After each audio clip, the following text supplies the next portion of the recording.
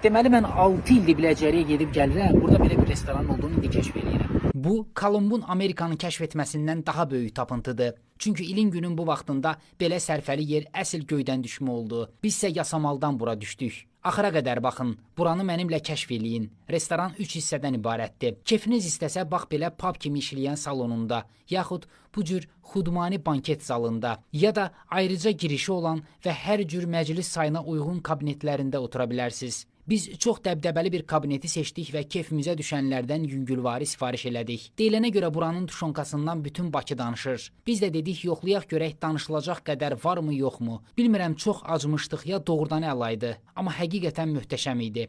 Adamın üstə Allah var.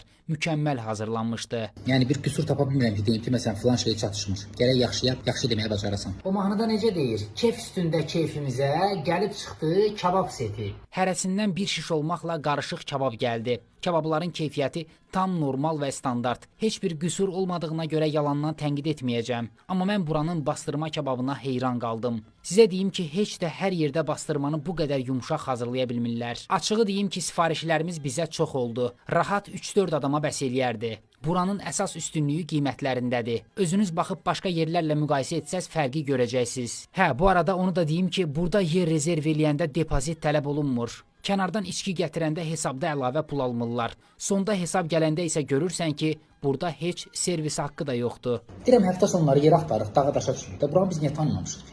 Normal yerdir. Bir sözlə, kefinizə yaxşı yeyib içmək düşsə, dağa daşa düşməyin, düşün Biləcəriyə.